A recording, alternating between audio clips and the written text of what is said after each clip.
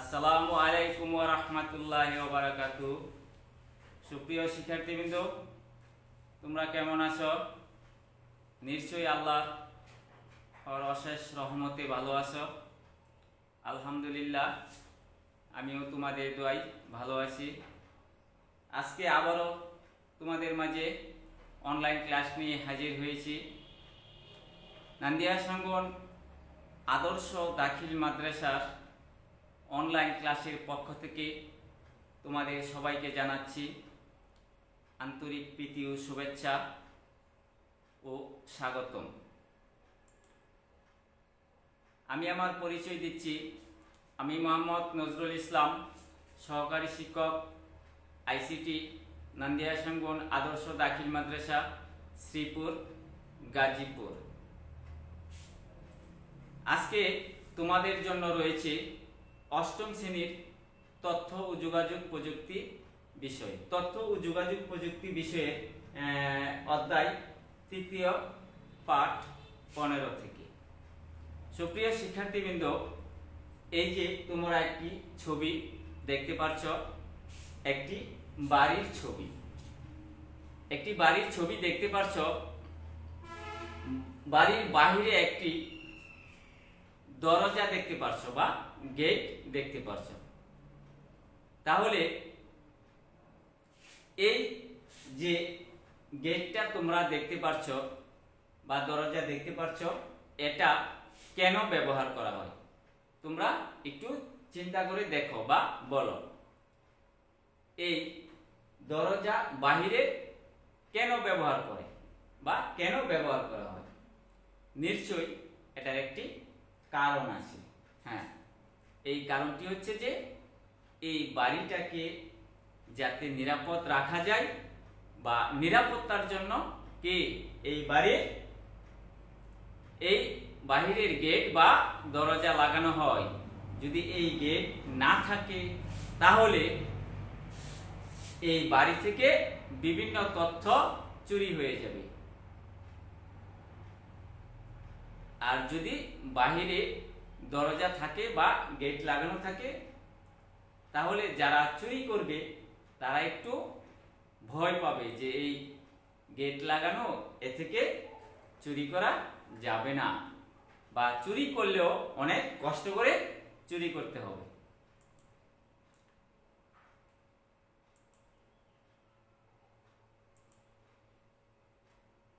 তোমরা আরেকটি ছবি দেখতে পাচ্ছ। ছবিটি হচ্ছে একটি ল্যাপটপের ছবি বা কম্পিউটারের ছবি, যাই বলো না কেন। তাহলে তথ্য প্রযুক্তি ব্যবহারে কি নিরাপত্তার প্রয়োজন আছে না? হ্যাঁ, নিশ্চয়ই আছে। তথ্য প্রযুক্তি ব্যবহারে নিরাপত্তার প্রয়োজন আছে। তাহলে আজকের পাঠ হচ্ছে নিরাপত্তা বিষয়ক ধারণা। আজকের পাঠের শিক্ষণফলে রয়েছে যে ফায়ারওয়াল সম্পর্কে বর্ণনা করতে পারবে, হ্যাকিং ও হ্যাকারের বর্ণনা দিতে পারবে, ক্যাপচা ব্যাখ্যা করতে পারবে, নেটওয়ার্ক অচল হলে কি ঘটে তা ব্যাখ্যা করতে পারবে।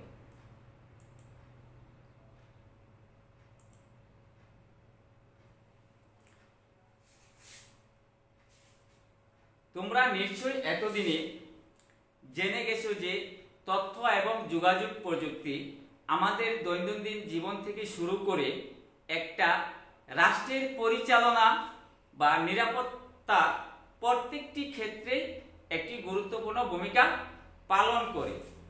জীবনের যে কোনো ক্ষেত্রকে আরো সুন্দর করে, সহজ করে, আরো দক্ষতার সাথে পরিচালনা করে। এই তথ্য এবং যোগাযোগ প্রযুক্তির যদি আমরা সাহায্য নিতে চাই বা এই সাহায্য প্রয়োজন হয়, তাহলে আমরা অবশ্যই কি নেটওয়ার্কের সাথে সংযুক্ত থাকতে হবে।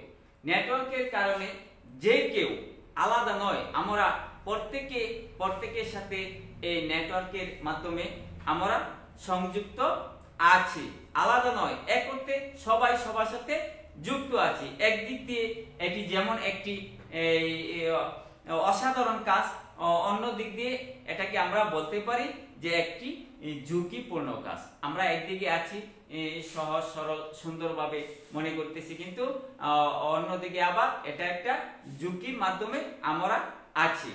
যেহেতু নেটওয়ার্ক দিয়ে সবাই সবার সাথে যুক্ত, তাই কিন্তু কিছু অসাধু মানুষ আছে যে এই নেটওয়ার্কের ভিতর দিয়ে যেখানে তার যাবার কথা নয় সেখানে সে ঢোকার চেষ্টা করে। সে ঢুকে তথ্যগুলি কি করে যে চুরি করে নিয়ে যায়, অন্যের এলাকায় ঢুকে যেখানে তার যাবার কথা নয়। এই অসাধু মানুষগুলো সে এলাকায় ঢুকে তথ্যগুলোকে চুরি করে নিয়ে যায় বা তথ্যগুলোকে একেবারে নষ্ট করে ফেলে। যারা নেটওয়ার্ক তৈরি করেছে বা নেটওয়ার্ক তৈরি করিয়েছেন তারাও জানে যে তারা সবসময় চেষ্টা করেন যে কেউ বা অন্য কেউ যাতে এই নিরাপত্তার দেওয়াল ভেঙে ঢুকতে না পারে তার চেষ্টা করে তারা বা তার ব্যবস্থা করে। নিরাপত্তার যে এই যে দেওয়াল বা অদৃশ্য দেওয়াল, এই অদৃশ্য দেওয়ালকে বলা হয় ফায়ারওয়াল। তাহলে তোমরা নিশ্চয়ই বুঝতে পারছো যে ফায়ারওয়াল কি। তারপরেও প্রায় সবসময় অসাধু মানুষেরা অন্যের এলাকায় প্রবেশ করে তার তথ্য দেখে সরিয়ে নেয় কিংবা অনেক সময় নষ্ট করে। এই পদ্ধতিকে বলে হ্যাকিং। যারা এই তথ্যগুলিকে সরিয়ে নেয় বা চুরি করে ফেলে তাদেরকে বলা হয় হ্যাকিং। যারা আবার এই হ্যাকিং কাজটা করে তাদেরকে বলা হয় হ্যাকার। একজন হ্যাকার 2000 সালে ডেল, ইয়াহু, আমাজন, ইবে, CNN এর মতো বড় বড় প্রতিষ্ঠানগুলোকে বা বড় বড় প্রতিষ্ঠানের ওয়েবসাইট হ্যাক করে প্রায় $100 কোটি বেশি ক্ষতি করে ফেলে।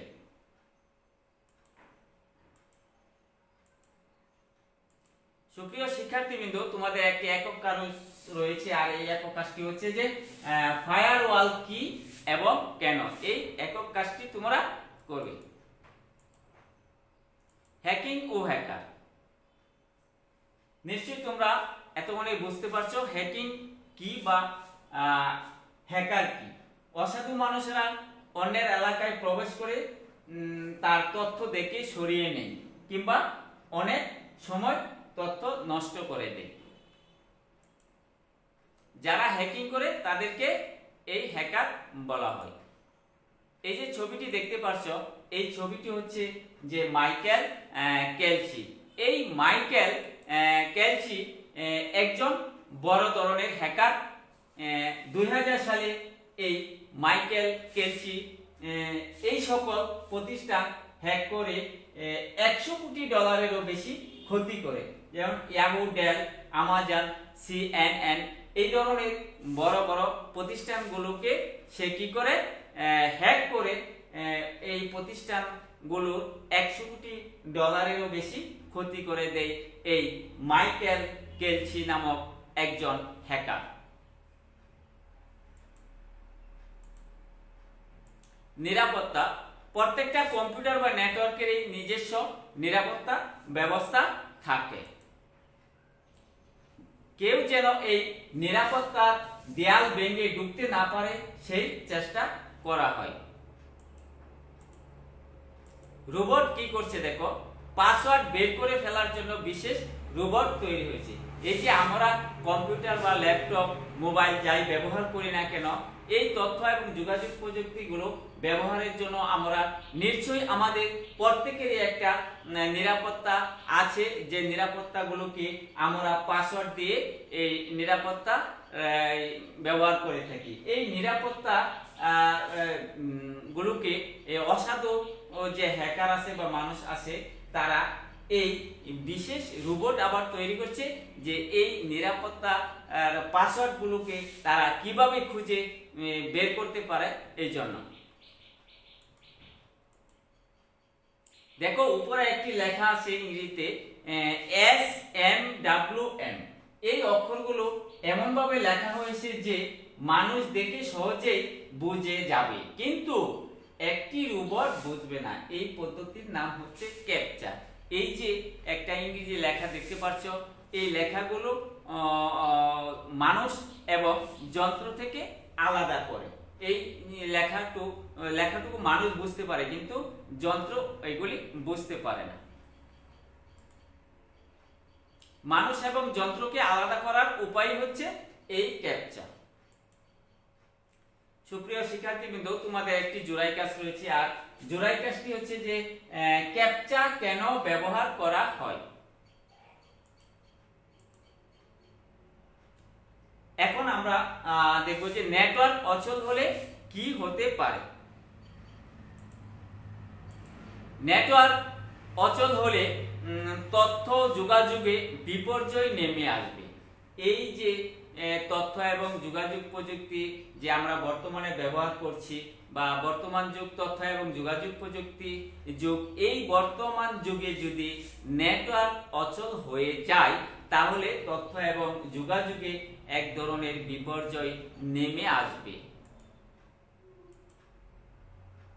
তথ্য প্রযুক্তি ও নেটওয়ার্ক, আমরা তথ্য প্রযুক্তি ও নেটওয়ার্কের উপর নির্ভর করতে শুরু করেছি। আগে এক সময় দেখা যেত যে আমরা এই তথ্য এবং যোগাযোগ প্রযুক্তি কি হয়তো নামও অনেকে শুনিনি, কিন্তু বর্তমান যুগ কম্পিউটারের যুগ, তথ্য এবং যোগাযোগ প্রযুক্তির যুগ। বর্তমানে এই এমন কোনো লোক নেই যে কেউ বলতে পারবে না যে আমরা তথ্য এবং যোগাযোগ প্রযুক্তি ব্যবহার করি না।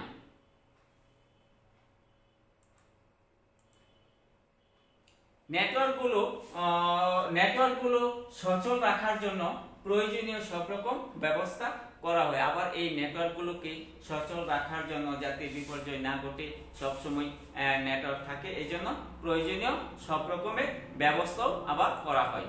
কল সেন্টার, তোমরা এই যে একটি ছবি দেখতে পাচ্ছ, এটা হচ্ছে ডাটা সেন্টার। এই ডাটা সেন্টার বড় বড় তথ্য ভান্ডারগুলোকে আমরা তখন কি এই ডাটা সেন্টার বলবো।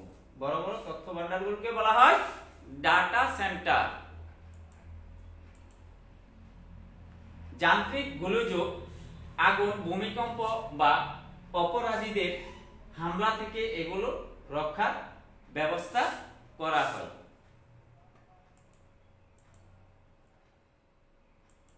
শিক্ষার্থীবৃন্দ, এই যে দুইটা ছবি দেখতে পাচ্ছ, একটা হচ্ছে আইনস্টাইন এর ছবি, আরেকটা হচ্ছে জিলারের ছবি।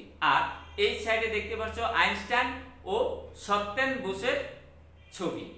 এই যে বাম পাশের আইনস্টাইন এবং জিলারের ছবিটিতে জিলারের মাথা বদলে বিজ্ঞানী সত্যেন বোসের মাথা বসিয়ে ডান পাশের ছবিটি তৈরি করে ইন্টারনেটে রেখে দেওয়া আছে।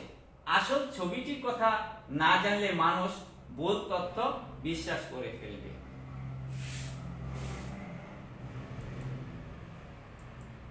তোমাদের জন্য একটি দলগত কাজ রয়েছে, আর দলগত কাজটি হচ্ছে যে নেটওয়ার্ক অচল হলে পৃথিবীতে কি ধরনের বিপর্যয় নেমে আসতে পারে তার একটি তালিকা তৈরি করো।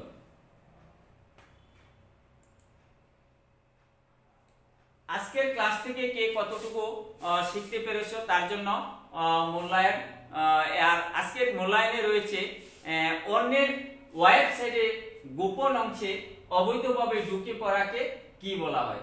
আমরা পাঠের মধ্যে নিশ্চয়ই বুঝতে পেরেছি বা আমরা শুনেছি যে একজন যদি অন্য এলাকায় বা অন্য একজনের ওয়েবসাইটে অবৈধভাবে ঢুকে তাকে আমরা কি বলি, হ্যাকিং বলি। হ্যাঁ, স্মাগলিং, হ্যাকিং, ট্র্যাকিং, ব্রাউজিং। নিশ্চয়ই উত্তরটা হচ্ছে হ্যাকিং। হ্যাকিং কোন ধরনের কাজ? অনৈতিক কাজ, অযৌক্তিক কাজ, যৌক্তিক কাজ, নৈতিক কাজ। যেহেতু হ্যাকিংটা একটা কি অনৈতিক কাজ, নিশ্চয়ই এর উত্তর হচ্ছে একটা অনৈতিক।